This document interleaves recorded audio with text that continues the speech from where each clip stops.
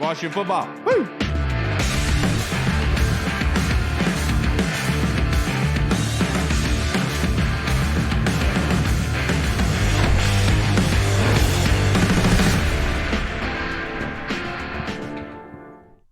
Hello, everybody, and welcome to the Burgundy Zone. I am your host, Kyle. None of my co-hosts are here, but Reed will be here very soon. But stepping in for Hall for the entirety of this episode, we are joined by special guest from the Big Douglas Show, Big Douglas himself. I appreciate you for stepping on here, brother. But the Burgundy Zone is a part of the Frederick Podcast Network. You can find out more by going to www.letsofrederick.com. We are rejoined by special guest, the voice of Washington, Mr. Pete Medhurst. How are you doing on this beautiful Thursday evening, sir?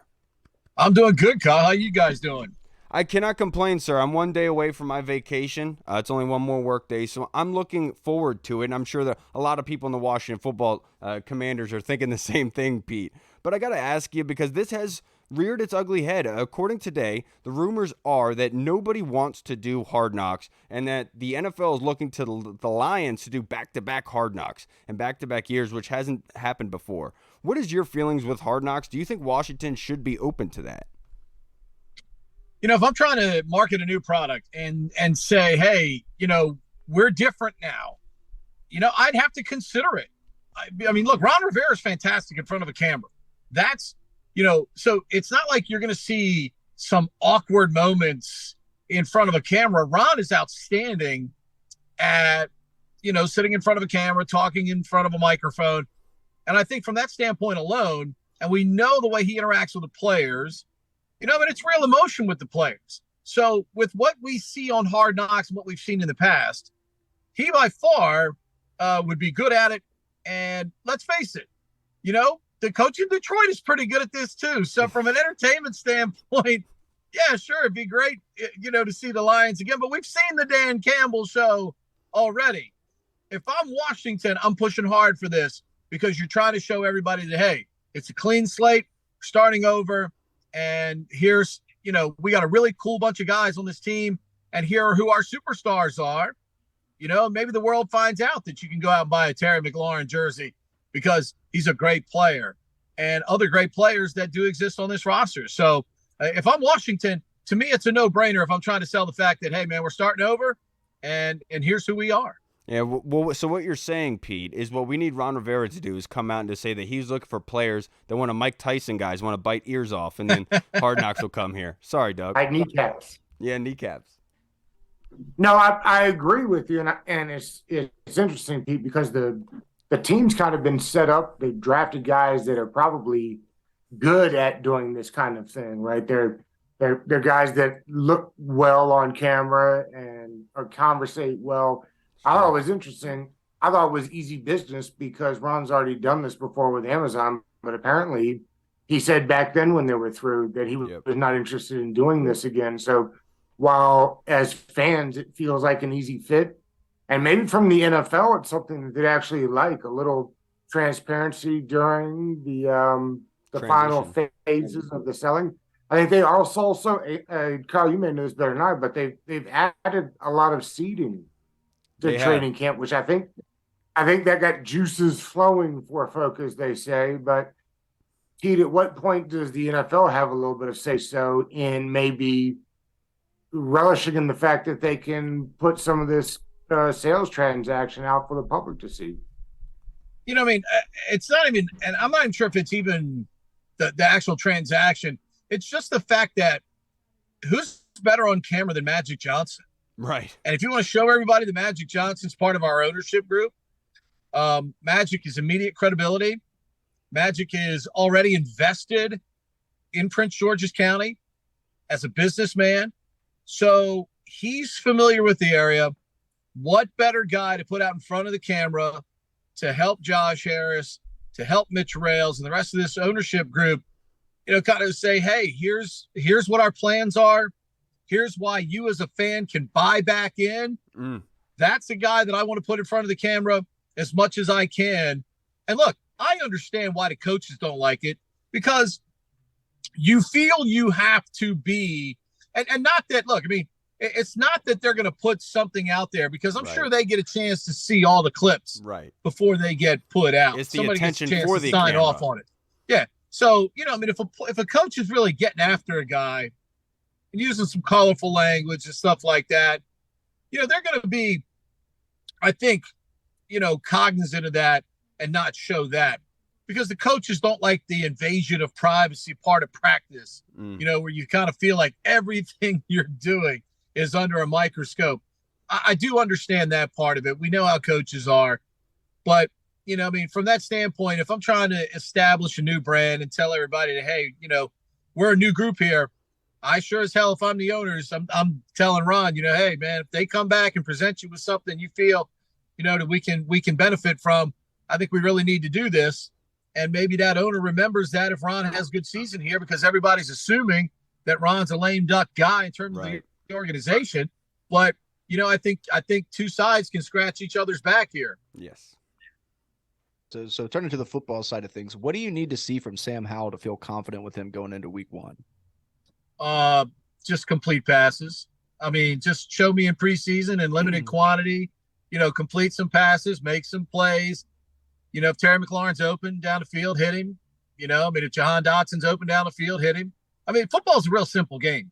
If conceptually Eric Bieniemy puts him in concepts that get people open and he hits them, then I think he's fine. I mean, he's a very competent quarterback.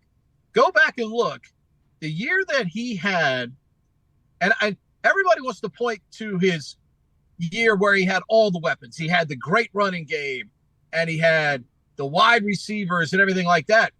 But I go back to the competitive SOB that he was in the year that he didn't have all the talent. And the fact that he would sell out running, and he was competitive as hell. And that's the guy that I don't think a lot of people really know, because look, let's face it, there aren't a lot of people that are out there watching a lot of college football on Saturday like I am. It's true. And I think if people understood the competitive SOB that he is, they would have no problem backing this guy as long as now they put him in concepts that take advantage of what I think is a pretty good skill set. For a guy whose only knock is how tall he is. Yeah, I'm right there with you. But to elaborate on Sam Howell, Jahan Dotson talked to Jim Rome earlier in the week, kind of took Washington and everyone by surprise when his comments with Sam Howell, and saying that he believes that Sam Howell is the guy. How did you interpret those comments? Because Jahan Dotson is not just some random rookie that's going to spout out random things just to say it, No, look, I mean, I think these dudes understand. They know Sam's got arm talent. Their job is completely dependent on whether Sam's got arm talent. And they're not going to oversell Sam Howell. They're going to be up front. Those guys, look, Terry McLaurin and those guys, one thing you know about that wide receiver room, it starts with Terry. Terry sets the tone.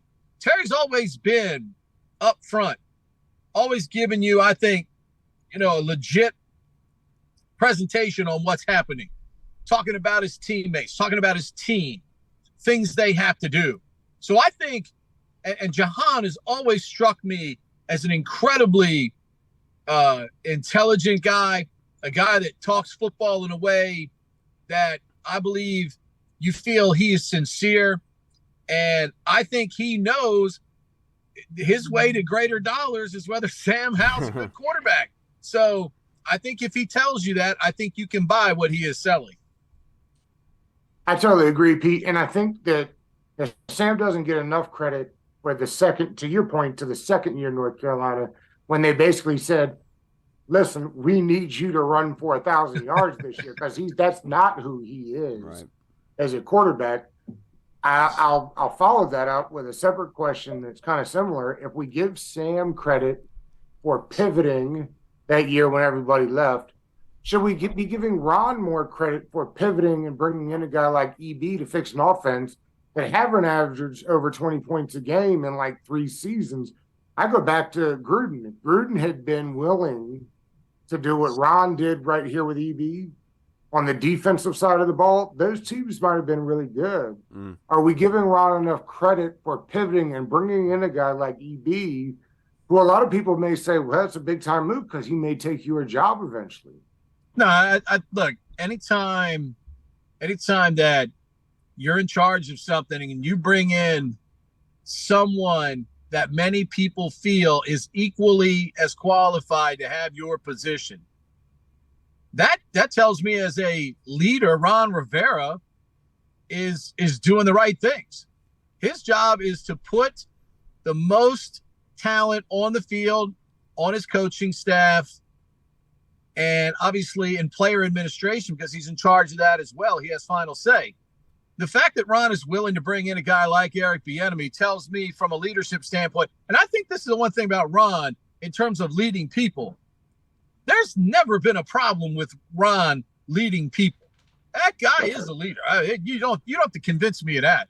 And the players and how they talk about him, that I've never questioned that. It just made it a stronger point for me in the fact that, you know, if down the road there's an opportunity to continue in some form as a president of football operations or something like that, you know, I have no problem with Ron in that position, because Ron's great about leading people, getting them together and doing the right thing.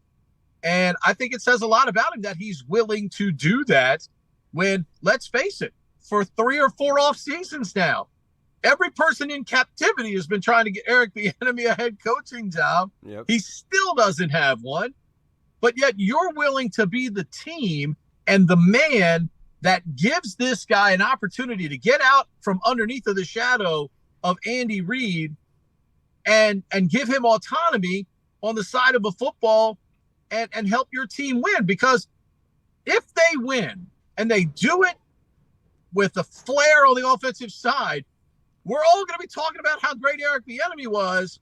And to your point, I think we're going to forget eventually, but we'll have to circle back on it to praise Ron Rivera, to pat him on the back, saying, hey, that's what great leaders do. Great leaders bring the best possible people into their fold, regardless of what the circumstances could be to them individually. And that's why I hope for everyone involved, the results are very positive with this group this year. Yeah, and I'm sure Ron Rivera would be okay with winning games if that's what it came up to. If he got forgotten about, I think he'd be okay with it as long as they're winning, Pete, right? But to wrap this up, I only have a couple more questions for you. There was a tweet put out by NFL Rumors earlier that Coach Ron Rivera has said that AG's usage this year is going to be a matchup nightmare. Have you heard anything of that sort? And that sounds like something that should have been happening last season, right? Well, here's the thing. Think Jerick McKinnon in the Kansas City offense, who was a quarterback, by the way, at Georgia Southern. Now Antonio Gibson, who's been a skill guy, wide receiver at Memphis. Obviously, you know, they keep trying to fit the running back into the, you know, round hole with a square peg. I still believe in my mind. But now imagine him in that role as Jerick McKinnon, as athletic as Antonio is and as great as he is in space. I mean, I don't know about you, but Rottweilers salivate when they see, you know, some tasty meat. I'm going to do the same thing if I'm Antonio Gibson. I'm going to turn on that Jerick McKinnon tape and I'm going to say, Coach Bieniemy, can you make me look like that guy? Because it's a contract year for me. So I would really appreciate it if you could make me look like that in your offense, because I think Antonio Gibson has the skill set to take that role and really put it in an explosive place within that offense. I'm really excited to see what that could possibly be. Yeah, Pete Jerick McKinnon, 9 touchdowns last year for the Chiefs, to your point. Second on the team in receiving touchdowns. Yep. Second on the team last year. So I completely agree. And think about it. And they're going to release AGs this year. Yeah, I mean, Dougie, all that stuff too is in space, man. Mm-hmm. It's about getting your people in space in a matchup. Look, I'll take Antonio Gibson 1v1 on a linebacker or safety at any time. That's a mismatch. Yeah. Speaking of people switching positions, did you know Logan Thomas used to play quarterback? It doesn't get talked about enough. Last question I have for you. Hey, wait a minute. Are we still opining for Logan Thomas to get carries on 3rd and 1 and 4th and 1 from the quarterback sneak position? What was the name? Extra points if you know the name of the play. Tight end sneak. Former quarterback at Virginia Tech on 3. Not Yeah, your liberty, exactly. my liberty. Yeah, absolutely. Now to wrap this up, Pete, only one more question for you. But yesterday, it got announced that Washington had donated $75,000 to a DC charter school in order to kickstart their football program. Kind of talk about that movement, because I know you being down the Navy Yard, you know a lot about DC and the DC area, and talk about how great this is of the Commanders to do for the city of DC. Yeah, I mean, I've refereed some basketball in a lot of DC public schools, and I'm around the city a lot. For them to step up and do this, Vernon Davis helped out over at Dunbar. They've got an incredible facility over there now. That's his alma mater. And a lot of these facilities within the district need help, a lot of help. And the one thing I will say, even under, Mr. and Mrs. Snyder, Redskins Charities was very active. Mr. and Mrs. Snyder did a very good job in the community. That can never be challenged. Their biggest mistake was not hiring the right people for most of their time to run their football operation. And that was their biggest mistake. Clearly, some behind the scenes stuff, obviously, well documented what it is, but their biggest transgression was not hiring the right people. Their charity wing did a number of good things in the community. That can never, ever be denied. And I'm glad to see that, this step is being taken, because there's so much within the confines athletically that they could, and others too, could really help out a lot of these schools in the district. But so many players, so many teams within the National Football League. Let's face it, we spend so much time talking about the guys that get caught, drinking and driving, gambling now, beating on their spouses, all that stuff. Whenever I'm on the radio and I get an NFLPA email every Friday, and I always try to mention, because they always talk about the good things that players are doing in the community. And I always try to bring that to the forefront to people, just so they understand that these players and these teams are doing a lot of great things in the communities, and they're not constantly out there. They may put it on their Instagram or their Twitter. Their agents may put it out. Some may have a great, publicist like Francis Reimers, who does a great job with several players, like Aaron Donald, his big foundation. So I mean, it's just something that we need to spread the word about more. And kudos to the organization, Jason Wright, obviously handling that side of it now, for continuing to reinvest in the district at a time right now when we really don't know where this team's future home is. We know it's going to be somewhere. We just don't know where it is. So they don't have to do that. But as I said, the one thing Mr. and Mrs. Snyder always did was put money back into the community. And glad to see that this continues there with this donation to help out, because there's no doubt DC public schools and a lot of other public schools, quite frankly, around the area really need it. I totally agree with you, Pete. I can't thank you enough for joining us on this Thursday evening. No longer you have to stay in your car, so I hope you have a good, safe drive home. I really do appreciate your time as always, Pete. And until next time, we'll see you. Thank you. As always, boys, good to be with you. Thank you, Pete. Have a good weekend, sir. All right, everybody. We just spoke with the man, Mr. Pete Medhurst. And we have Oh, hi. How you doing, sir? Oh, hey. I got nervous a couple times when some of those semis drove by, because my mind just always goes to dark places, and I was like, don't do it. I'm scared. That was for Pete? 6 inches away. Yeah. What was that movie series called? Final Destination. Yeah. It captivated Those were the everybody. best. Yeah, and speaking of that, somebody in Douglas has decided to wanted to join us for the entirety of the episode. Since Hall will not be here, he happily obliged. I can't thank you enough for doing that, brother. How are you doing? I'm doing great. It's my great pleasure to do the whole thing. Yes, I sir. was pumped as soon as I came in here and saw you, Doug. I was like, Yeah, damn, well, Hall's look, changed. Pete's gone. Pete's gone. I will take over Sunglass Man. Yeah, I was like, Hall changed into the dude. Yeah. He did. And before we get into our fan the questions, dude abides. I had one question I wanted to ask you guys, just in a round table format. I thought of this, and I think it's a really interesting discussion. It's detailed. I don't think that many people would care about it, but let's say in a 5-1-5, let's say Washington this season at week 1 against Arizona, line up in a 5-1-5, 5 defensive linemen, 1 linebacker, then 5 DBs. who will be that nose tackle in the 5-1-5? Obviously, Jonathan Allen and Deron Payne are going to be the outside DTs, but who's going to be the nose tackle? John Ridgway did a great job in that capacity last season. They got Phidarian Mathis returning from injury. So, Doug, who do you think is going to be playing that? Well, I love this 5-1-5 conversation. You know that I have dubbed it the shark attack defense. Whether you call it that or not, it doesn't matter. I still will call it that. Because the one's a fin. I get it. It's smart. That's right. So I think it's Phidarian Mathis gets first crack. You know, it's interesting, Kyle. We've been talking about this on the podcast. There used to be this big nose tackle, and it has as interior pressure has become more coveted, because you get to kind of beat up on what has traditionally been lesser athletic guards in center, which is why guys like Jonathan Allen and Deron Payne are getting all that work. Yep. Push them up the front, contain them on the outside. So, I mean, I think that's part of that. So I think Phidarian Mathis gives first crack. And then Ridgway, who you've got to imagine that the Cowboys are very disappointed they let go like that and put him out there, because he was good for us. Now, he hasn't been very healthy.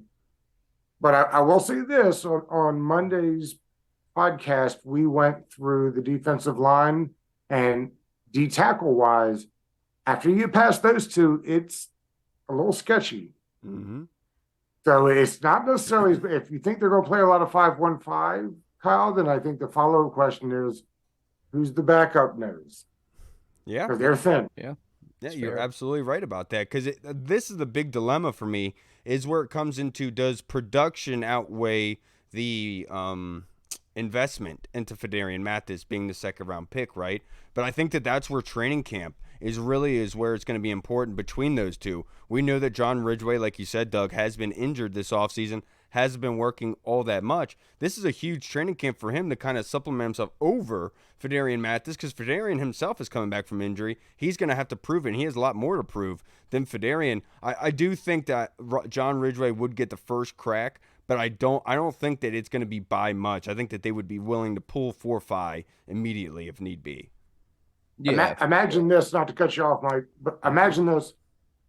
Jonathan Allen and Deron Payne averaged almost 80% of the snaps at last year at defensive tackle, and neither got hurt. I mean, not anything seriously. That there is no way, just probability statistics suggest that will happen 2 years in a row. Right. Yeah. Who's the third string D tackle? That's I think that's where 5 comes in. David Bada? Yeah. Right. I mean, to me, that's the real question. Who's the third string D tackle? Yeah.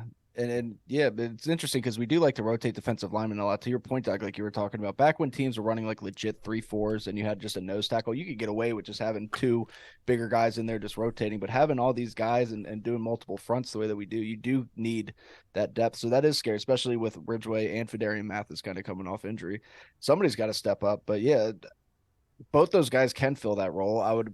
I think we've seen more of John Ridgway, obviously, since last year he was playing. He played pretty well, but I would imagine Mathis would get that shot just being a second-round pick. Yeah. And look, that was a good discussion, boys. I really did enjoy that. But I want to get into our fan questions. I didn't like that one, Kyle. And we have to go with the Colonel's question. This is kind of a long one, so bear with me. But, Doug, his question is, Ron Rivera is criticized for the depletion of our offensive line, losing 2 Pro Bowlers in Williams and Sheriff, and having a revolving door across the line the past couple seasons. Mitch Tischler said in your latest episode that our 2 O-line draft picks are developmental at best. How can we expect Sam Howell to develop into a franchise quarterback if we have not improved the line since Heineke and Wentz's departure? Okay, so here it goes, right? This is an interesting concept, and I love it. And we discussed it on the show.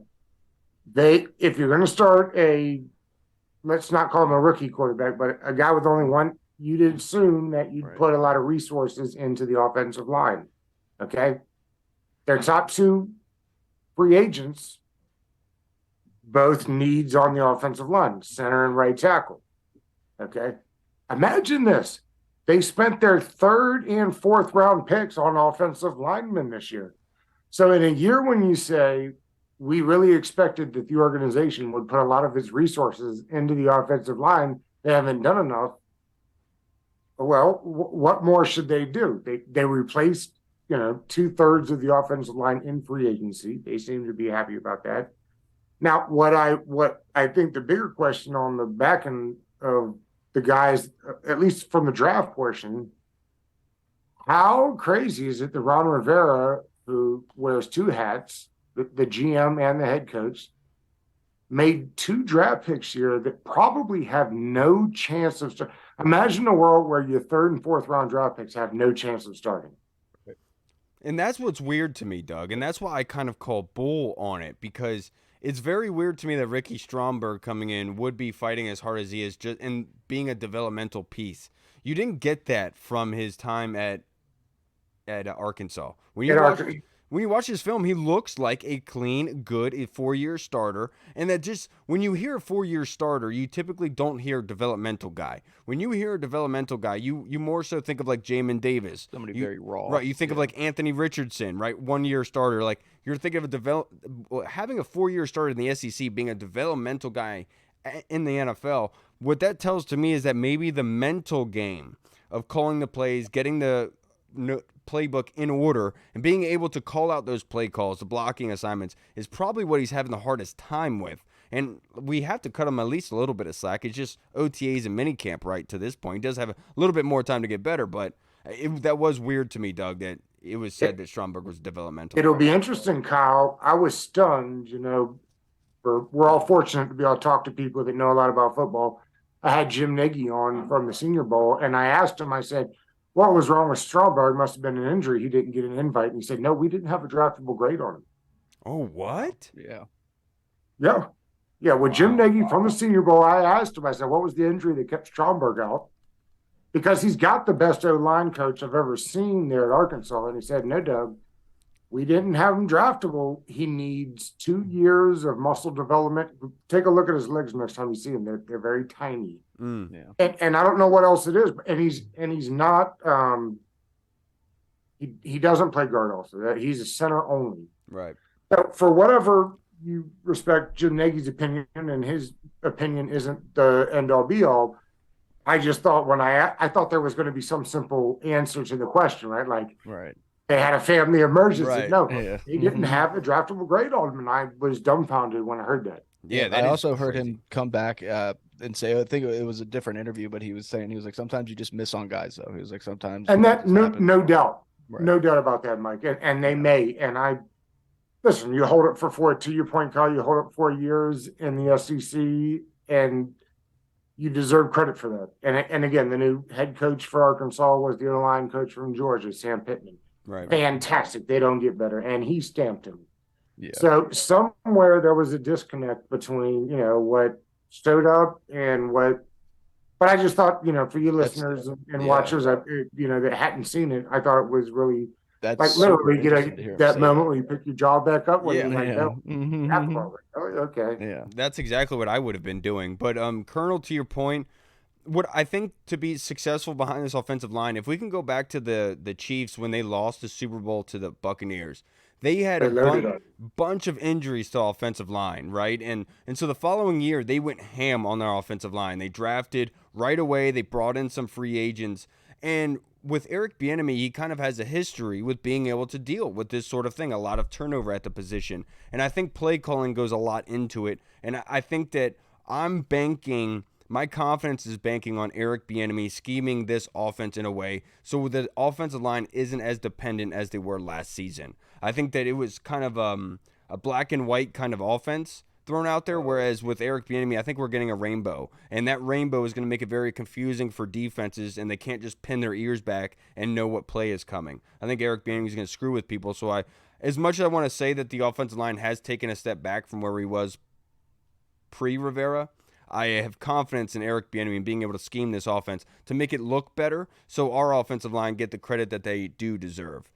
Yeah. And also, Kyle, thank you for being an ally during this month and mentioning the rainbow. I really appreciate it. I was going to say, I knew that Mike was very excited that you got the rainbow. I was very happy that you said that. Yeah. It's most important month to him. Also, let's not forget that they're not really. I mean, they're one season removed from being like PFF's number 6 rated O-line. Like they played together well, and I know it's a completely different O-line now, so it's going to be tough. But some of the core pieces are there, and by some of them, I mean Charles Leno and Sam Cosmi at a new position. But I think they can get it done. I do like what they did. I think that they know that these guys can play, and yeah, I hope so. At least. And if you really do think about it, over the past couple seasons, one of the biggest injuries have been to the center position. And so it makes sense that they not only use a free agent on the center position, but also drafted one in the 3rd round as well. So it's smart in the macro scale when you look at it. What are the biggest issues been over the past couple of years?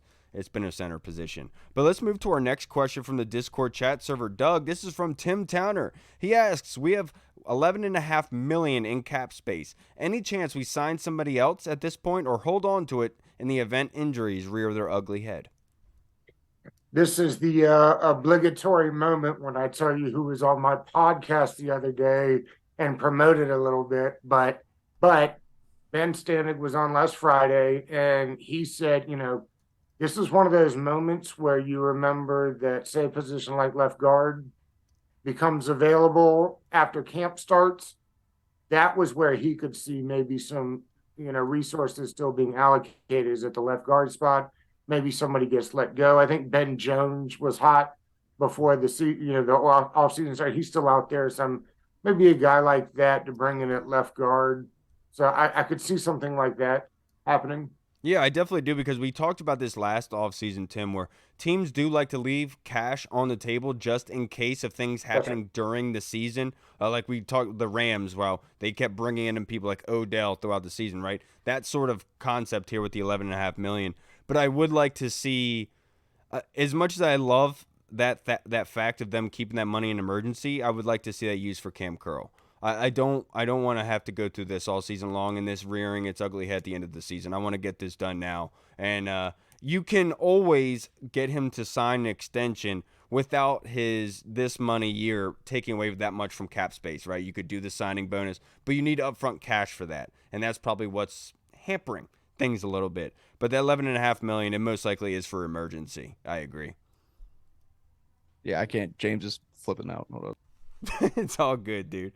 Now, this next question in our Discord chat, that was a great job, Doug. From Tim Towner, rank the uniforms, the all white, the all black, and the all burgundy. And would you like to see black and white combinations or black and burgundy? Well, I guess I'll start. I don't like any of the all uniforms except for the black, but I would like to see a white top, black bottom scenario. I think that looks slick.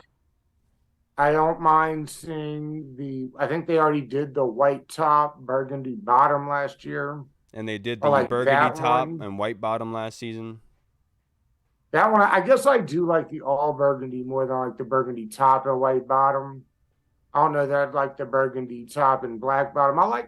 The one thing they didn't do last year was the white top and the black trousers. I'd like to see that. Yeah, I would like and to I also appreciate that I think they're going to let them rock the visors this year, which may be more important than all of it. Ooh, man, that would make us so happy here. I'm pretty sure they're going to let that go through this year. That would make the uniform pop off so much more than it already does. But I love this question, Tim, because I think number one for me, it is the black jersey. I'm sorry, Colonel, I know you don't like the black, but I absolutely love it. I've been clamoring for it for years. So happy that it's finally here. 2 is the all white. 3rd is the all burgundy. Honestly, there really is no order. I love them all.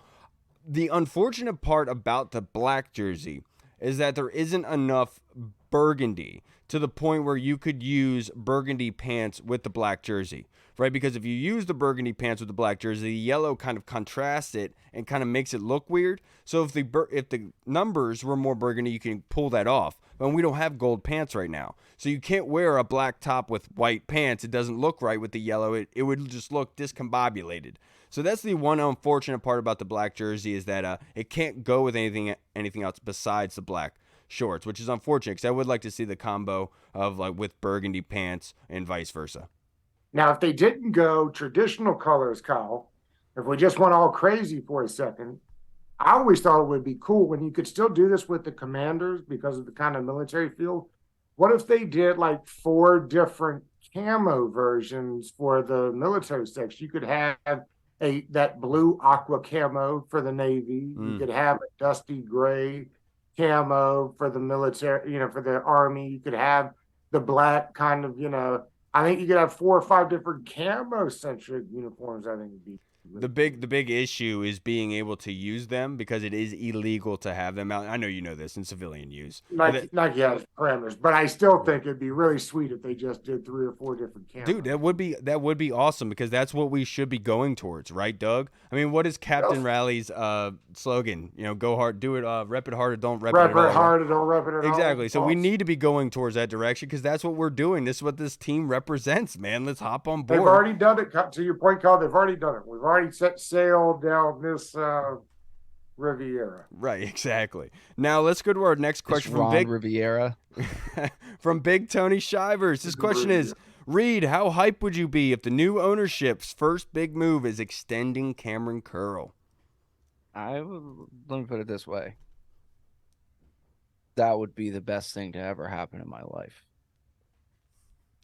It wouldn't. But for me, I'd be not that his young baby was just crawling around the screen looking all cute and stuff. But that's what I said. I looked right at Cam him. Curl getting an extension. Yeah. James, look at me. That was the happiest day. Right. That's so rude. You're cool. You're nice. You're good. Obviously, I would absolutely love it because one of the things that was a concern with Josh Harris and company was that he would get rid of. Try to send people away for draft picks to replenish and build up. He's done this before in other sports teams that he's taken over. I would be even more excited if his first move coming in here was extending Cameron Curl, kind of disproving what's being said about him there, saying we want to keep what we have here, especially the big booming guys, want to keep them here and be productive. In the other sense, I don't know how it's going to go, but it would make me very happy to see that because it would be contrary to what I've heard about Josh Harris. The one thing that we should credit when we start listing the things that we'll credit Ron Rivera for if and when he's gone is this notion that if you perform well and do commanders like things, be the first in, last out, we will pay you here. Like, you don't have to leave. We will pay you here. And Montez Sweat said as much the other day when he said, hey, Duran gave us the blueprint for getting the bag. Perform, and they will pay you here. So I hope that whether it's Ron is back in 2 months or 12 months or whatever it is, that ownership appreciates what Ron started here, which is very, you guys know this, very important to players. Be appreciated. I'm going to put it all out there for you. We just want you to appreciate us. And one of the things Ron appreciates because he's the next player is that that's how you treat guys. And I think they are working towards a path here where guys around the league get that and understand that. And if you come here and perform up to expectation, if we can, we will pay you, which makes me feel like, Cameron Curl will get paid. Ben Stan did make a great point. When new ownership comes, maybe Fuller gets an extension for a couple of years. We're waiting for somebody to sign the checks right now. That's so freaking perfect because let's take everything you just said, right? And let's compare it to the days of Albert Haynesworth, where they would just pay big money dudes to come in here and they would do nothing because they said, we don't have anything good enough here. We need to pay the big money guys. And when the big money guys came here, we kissed their feet. And honestly, look at what Ron Rivera has done here. Do you see that same thing happening? And you kind of see the product on the field at this point. I know we're not winning playoff games, and I get it, but we're also not an embarrassment on prime time. We're also not getting our ass kicked by really bad teams. We're competing in these football games, and I think you can really see that in real time with the product on the field, Doug. And your explanation was absolutely perfect. What do you think? Yeah, and taking care of your own. I mean, that's the most important thing. That makes people want to play here. I mean, it's not like Kyle, you were kind of similar to Snyder, where like you would pay so much money for these big guys that just didn't really provide much of anything for you. So like the fact that we can just take care of our own. Glad that he got your contract taken care of, Mike. Yeah. Well, got your contract. Reed was cheap. He didn't require too much. No, I've had to pay that. Corn dogs. Yeah, nothing but corn. Pay him in corn dogs, don't you? Yeah, you could pay me in corn dogs right now, dude. Corn dogs they're pretty good. I've become fond of them in my ripe old age. I haven't had a corn dog since I hit puberty.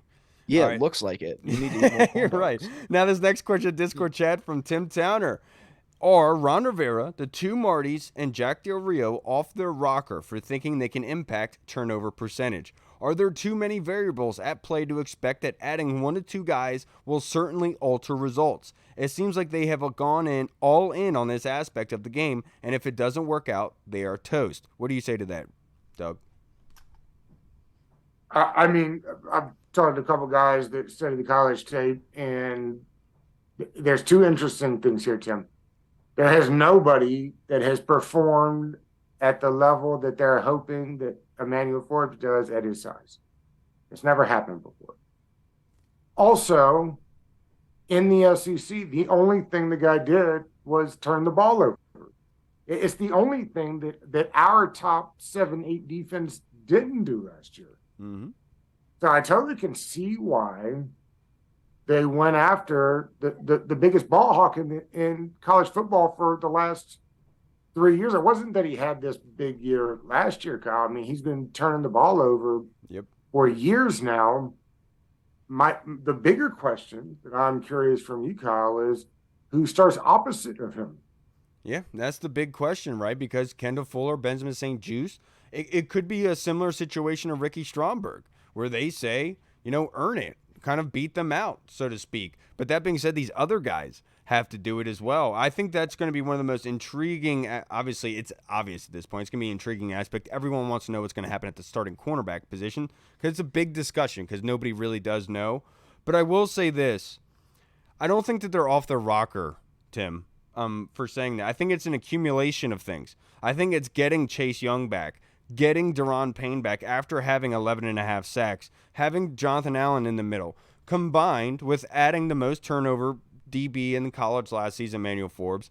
Adding Quan Martin, I don't think was specifically geared towards turnovers. I think adding Quan Martin was insurance in case something happens to Cameron Curl, because we saw what happened to the defense after Cameron Curl went out. The defense was in shambles. Nobody can really do what Cam does. Quan can mimic that. He has history with it. Do I think that they're crazy for thinking they can change it? No, because anything is possible. If there's a will, there's a way, right? And I think that with the accumulation of everything that is happening here, I think this is a very good position, and that they can manipulate that number. I'm not going to say it's impossible, because I think that they can, and the pass rush is probably one of the more evident pieces of that, and that's why I included Chase Young first and foremost, Tim. Yeah, not gonna lie, I don't remember the question, but because James was crying. But I will say, isn't it interesting how the last few years, really in the Rivera era, you can tell when a rookie's gonna be good, just early on. I mean, you've been able to tell with Jahan, you were able to tell with Chase, obviously. Jamin was a little slow getting to things, so it was is he gonna be this guy? But you see it with Emmanuel Forbes too, man. This dude's he's gonna be good. They made the right choice, and that's probably the hardest. Now. That's the hardest thing about the OTAs and minicamp, because we've heard guys talk, like Mitch Tischer said it on Monday. When you're on defense, you know what plays are coming. You should know the playbook. When they make those call-outs, you should know what's going on. So, and that being said, Emmanuel Forbes should be popping out. And obviously there is a need, a want to make him pop out. And so I'm very happy to hear that, but I'm ready to see it go on in training camp and against the Ravens, because obviously them adding Odell Beckham and having Rashad Bateman, it's going to be a fun training camp. I wonder how those guys are going to do. But this next question on Twitter, Doug, is from Catalyst, and this is a really, really good question. Why hasn't anyone considered creating an offense that has no wide receivers and instead lines up 8 on the line, puts 3 running backs behind them, and just plow over teams? Nobody would be built to stop that.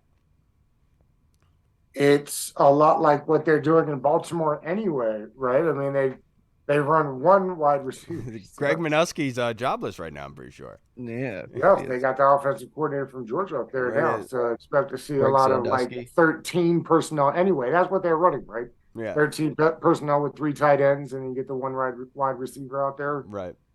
I don't know. You don't. That's I don't know. But if you're Washington with 3 really good wide receivers, then you don't. Right. You don't worry about a wide receiverless offense. So, Catalyst, I know this is a very intriguing question, because in the simple aspect of it, right, you're like, you can't stop it. But let's look at the goal line situations, right? You look at the goal line, you should say every team should be able to line up on the goal line, be able to push it with everybody up there and get the touchdown.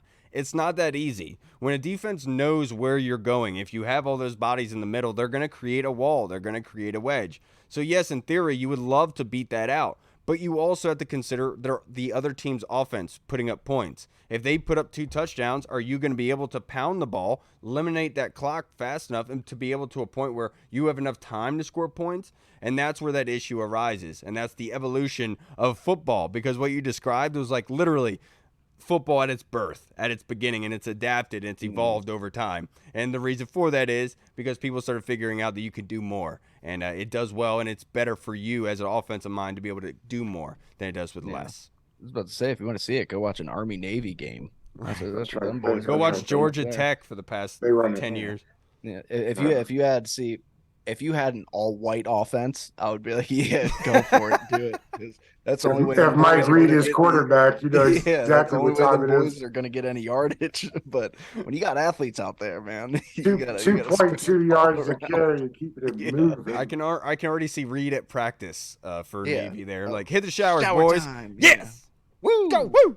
All right, now this next question is Course on from Navy. You know, the boys. Hercules asked us on Twitter, Washington just introduced a new official canine to the team, the Golden Lab named Goldie. Is this just simply continuing a partnership with canines for Warriors, or could this build a connection of the service dog to the Commander's brand itself, Reed? I think dogs are just cute, and they're like, hey, we need a little puppers because who doesn't like dogs?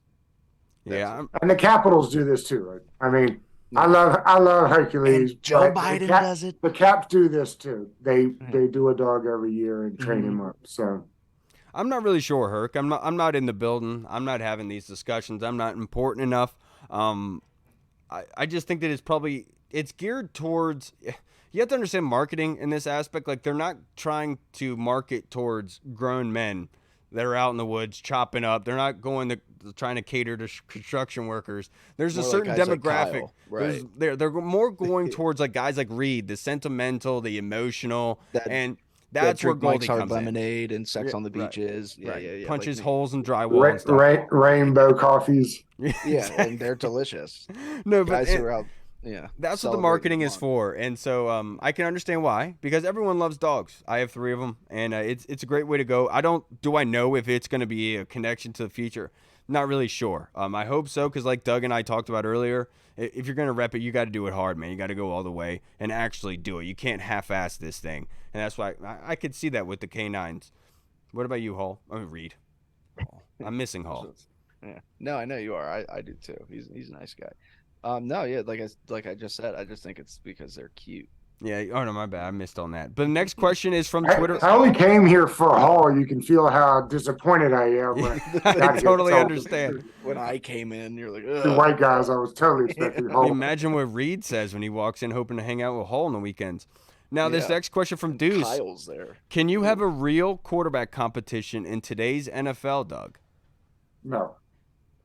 Why? There's just no. I just what is the old adage? When you got 2, you got none. Like, you've got to just decide who the guy is, put all your eggs in that basket. And frankly, we should have learned from Ron already. Like, he did that last year. He has always put all his eggs in one basket. So no, the only way you have a true NFL quarterback competition is if you've got 2 Jacoby Brissett's. Right. I think, you know what I mean? Like, both of them are suitable backups. Neither one of them should be starting quarterbacks. Then you have a competition. But if you've got a second-year starter, no matter, and you think it's even possible, like, well, the young kids call it the cheat code, right? Like, I mean, you're trying to get this guy on a 5th-round contract and don't pay him nothing. That's a beautiful thing. Absolutely. Yeah. I understand what you're asking, Deuce, because with how much quarterbacks get paid more so than any other position, you can't really have a competition, right? Because teams are going to play guys that they're paying the most.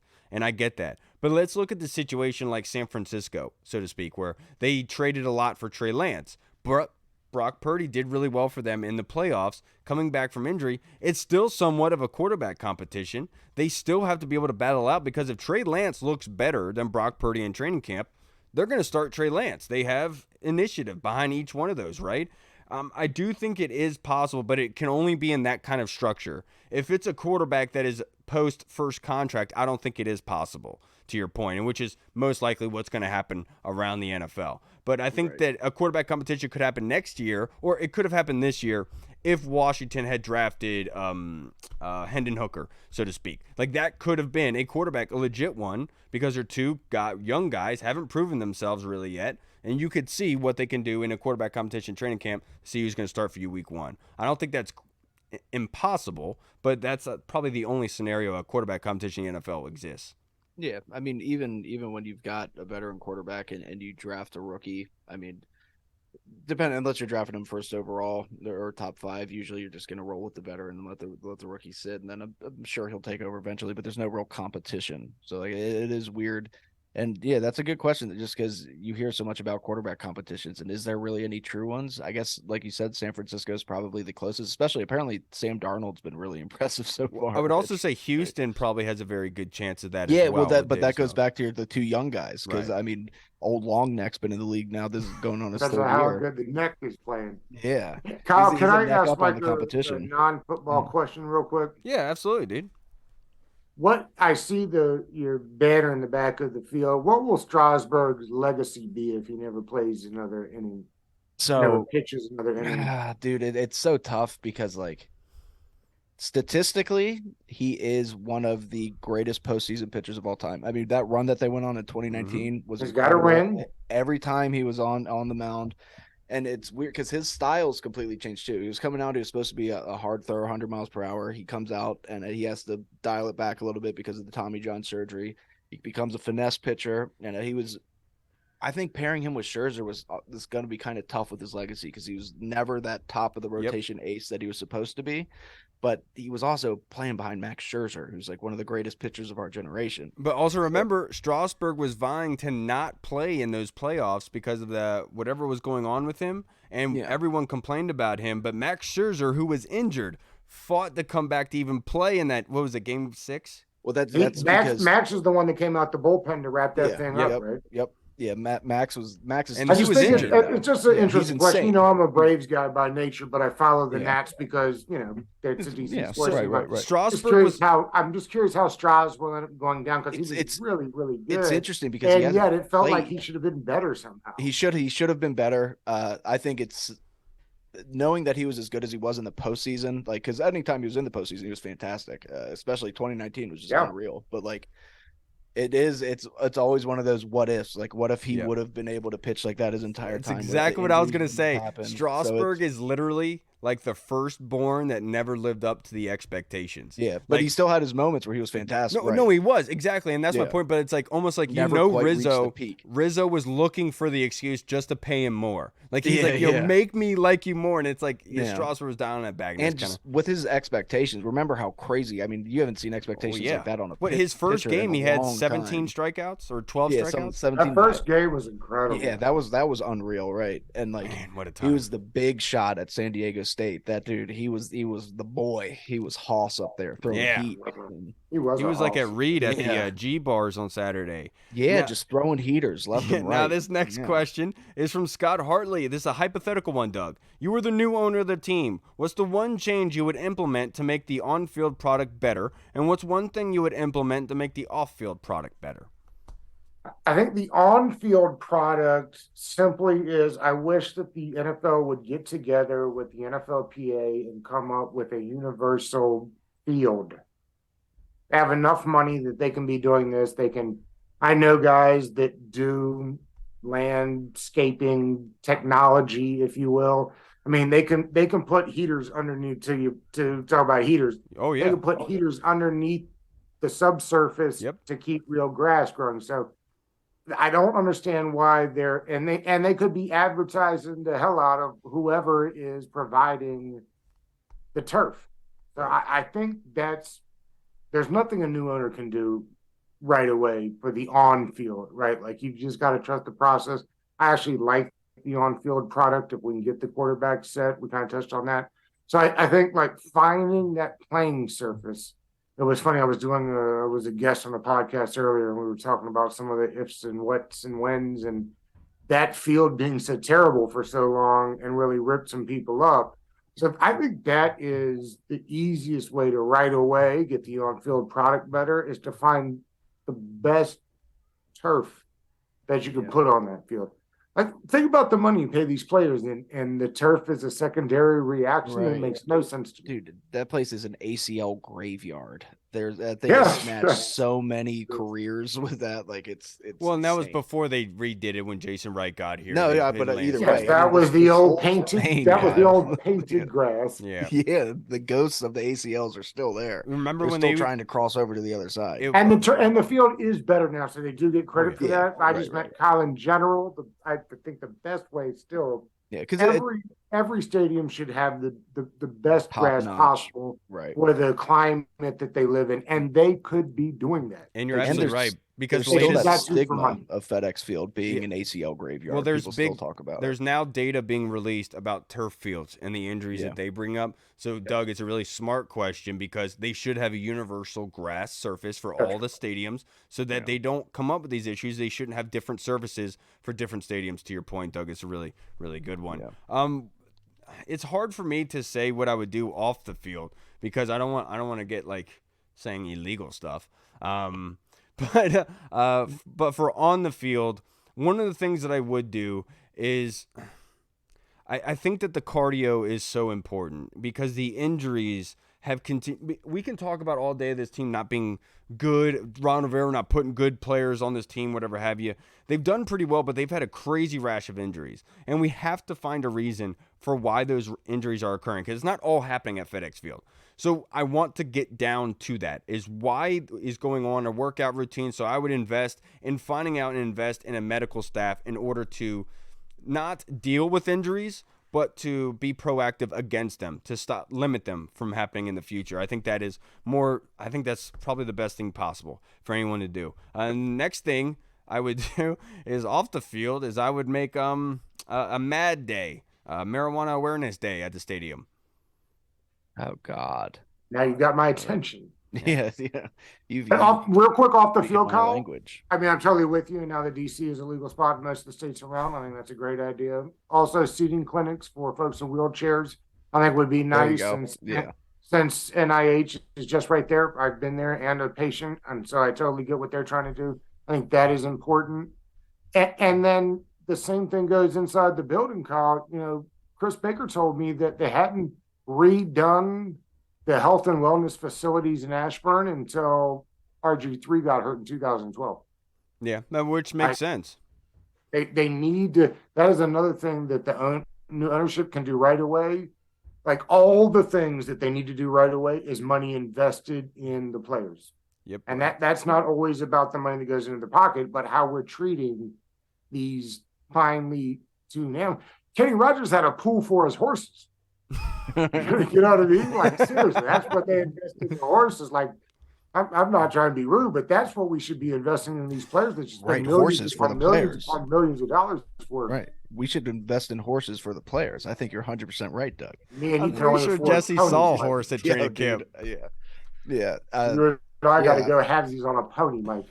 That's fine with me. I'll do it with you. Pretty sure Jesse saw a horse at training camp not too long ago. Yeah, pretty sure he did. I hope if I'm them, first thing I'm going to do, what do we talk?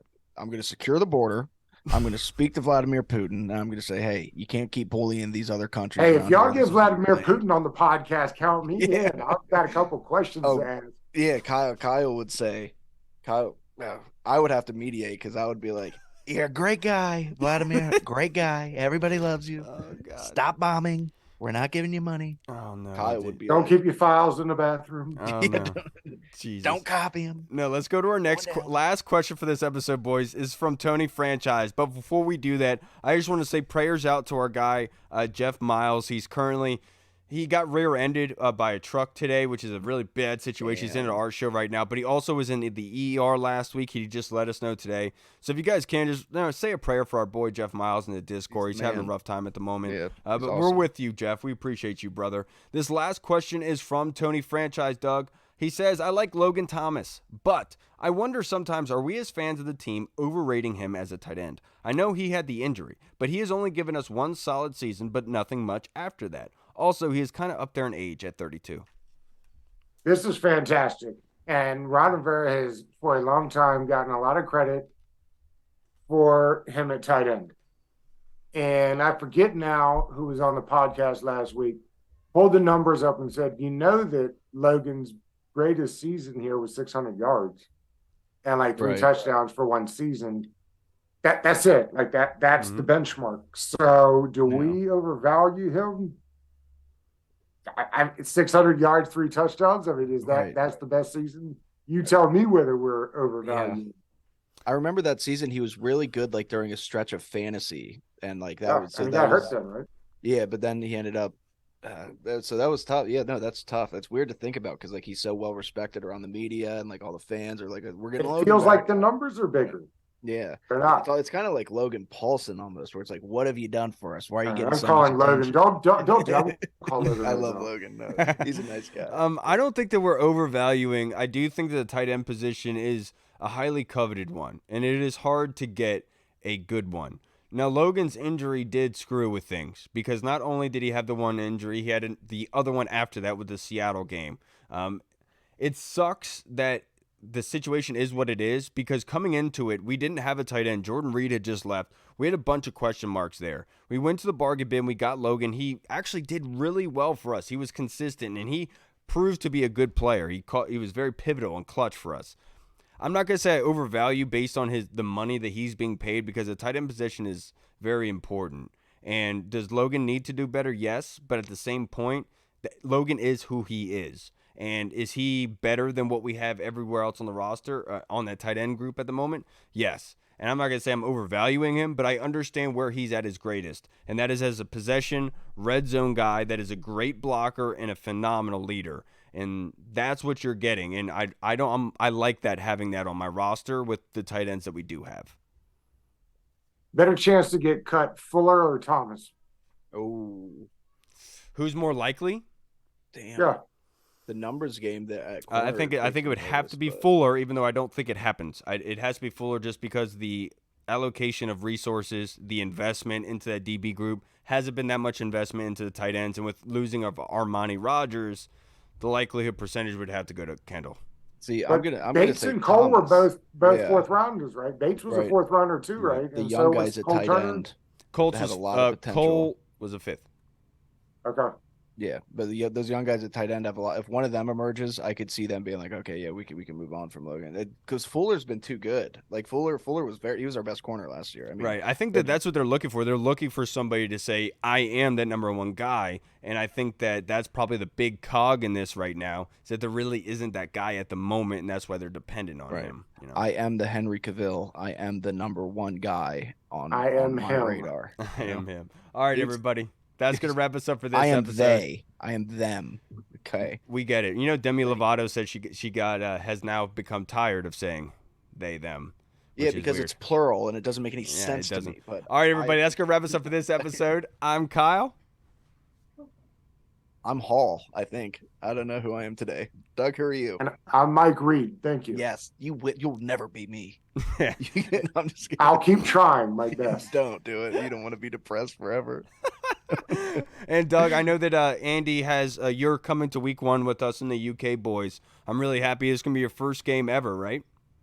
No, but it's the first game in a while. Good. I've tried to get up there a couple of times, and handicap stuff sometimes sneaks up on you. You can't figure it out. Frustrating. Right. Plan as of right now is get up there. I'm super excited about it. Good, man. I'm glad I'm ready to party with you. I'm sure Doug's gonna outdrink everybody. Yeah. Oh, 100%. What I'm known for. Yeah, there we go. All right, everybody. We'll see you again on Monday. Have a great, safe weekend. Enjoy it. Hopefully no crazy news comes about, bad news, but hopefully it'll be good ones. All right, everybody. We'll see you on Monday. The Sliders are keeping the team? Washington football. Woo!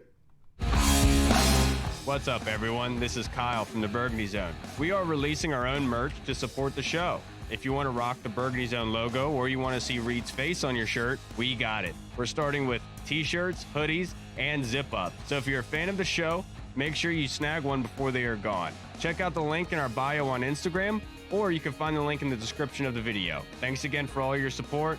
Until next time.